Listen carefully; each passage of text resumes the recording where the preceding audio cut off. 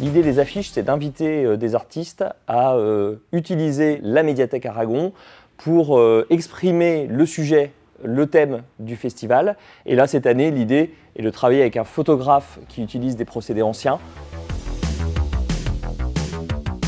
J'ai été approché par Arnaud, le directeur de la médiathèque, puisqu'il avait un événement prévu qui parlait du temps, du passé comme du futur. Au fur et à mesure de nos échanges, il m'a parlé du nom de cet événement qui serait Back to the Bib, en référence à Retour vers le futur. Et donc on a parlé de ce qu'on appelle en photographie le light painting, donc dessiner avec la lumière. On a pensé à d'abord comment on pourrait faire cette pose-là longue avec de light painting, et on est arrivé à la référence à la DeLorean du film, avec cette traînée qui apparaît après son départ. Ce que j'espère, c'est vraiment une vue d'ensemble de la médiathèque à très très grand angle, donc c'est plus grand angle que notre œil, donc avec cette traînée lumineuse faisant référence au film Retour vers le futur. Aujourd'hui, j'ai utilisé un appareil un peu singulier qu'on appelle une chambre photographique. Donc celle que j'ai utilisée date de 1950 à peu près. C'est un appareil qui n'a aucun électronique, qui fonctionne sans pile, sans électricité, qui est assez rudimentaire toujours, avec un objectif à l'avant, un corps arrière et un soufflet qui permet d'avancer ou reculer pour faire la mise au point. Mais comme c'est une simple vitre, s'il y a de la lumière par derrière qui arrive, on ne peut pas voir l'image, donc c'est pour ça qu'on se cache sous un drap.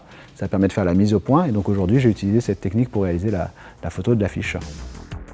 Dans mon travail, ce que j'aime, c'est être autonome de la prise de vue jusqu'au rendu final. Toutes ces étapes et dans tout ce processus, je peux encore modifier l'image en prolongeant mon temps de développement, en mettant une température de chimie plus élevée ou en fonction de la chimie que j'utilise. Et au tirage, c'est un peu mon Photoshop à moi. À ce moment-là, je peux encore travailler mon image. Donc en janvier, je suis à nouveau invité par la médiathèque pour intervenir. Cette fois, ça sera avec un autre procédé qui lui aussi est artisanal et argentique. C'est donc ce que j'appelle une chambre itinérante, puisque c'est à nouveau une chambre, mais c'est aussi une chambre noire. À l'intérieur de cette grosse caisse en bois se cachent mes bains de développement, et ça me permet de développer sur place sans avoir besoin de retourner au labo.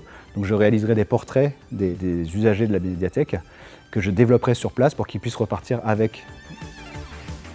La promesse de ce festival, c'est d'ouvrir des portes, à la fois vers l'imaginaire, vers le passé, vers le présent, vers le futur, ou de redécouvrir des œuvres sous un angle très différent.